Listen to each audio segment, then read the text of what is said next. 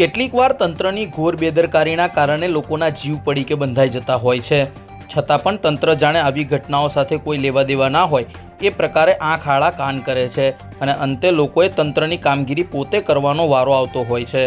આવી જ ઘટના પાદરાના ગોવિંદપુરા વિસ્તારમાં જોવા મળી છે, જ્યાં BSNLનો એક થાંભલો અચાનક જાહેર માર્ગ પર ઢળી પડ્યો અને લોકોના જીવ પડીકે બંધાઈ ગયા। જોકે સ્થાનિક લોકોની સમય સૂચકતાના કારણે દુર્ઘટના બનતી બચી ગઈ છે। સ્થાનિક લોકોના જણાવ્યા અનુસાર અનેકવાર BSNL વિભાગમાં થાંભલાને હટાવી લેવા રજૂઆત કરવામાં આવી છે કે જર્જરિત થાંભલાને તાત્કાલિક ઉતારી લેવામાં આવે, પરંતુ તંત્ર દ્વારા આ બાબતે કોઈપણ પ્રકારની કાર્યવાહી કરવામાં આવતી નથી અને સ્થાનિક લોકોએ જાતે જ આ થાંભલો ઉતારી લેવા માટે જણાવ્યું હોવાની સ્થાનિક લોકો કહી રહ્યા છે।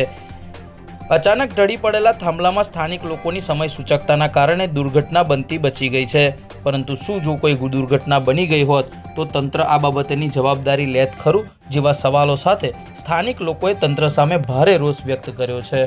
પણ એક્શનનો અહીંયા થાંભલો તો કેટલાય વખતથી અમે કીધેલું, પરંતુ એ લોકોએ કોઈ થાંભલો અહીંથી ઉતાર્યો નહીં ને અત્યારે પડી એવો થઈ ગયો થાંભલો, તો પણ શું છે કે અમે ટેલિફોન એક્શનમાં ફોન કર્યો, પણ તે લોકોએ અમને એવો જવાબ આપ્યો તમે નીચે ઉતારીને તમે સાઈડ પર થાંભલો મૂકી દો એવું કીધું। તો અહીંયા કોઈકને બી નુકસાન થયું હોત ને કંઈકને કોઈકને વાગ્યું હોત તો તંત્ર જવાબદારી થોડા લેવાના હતા।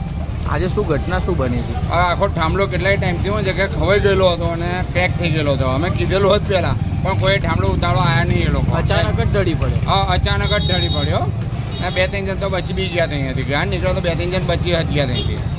શું તું કોઈને વાગ્યું છે એવું? ના, કોઈને કોઈ ઈજા થઈ નથી। એકદમ જ પડી ગયું? હા, એ એકદમ જ ત્યાં કેટલાય ટાઈમથી નીચેથી ખવાઈ જ ગયેલો હતો। અમે કેટલાય ટાઈમથી કીધેલું પણ કોઈ અહીંયા આગળ આવ્યું નહીં।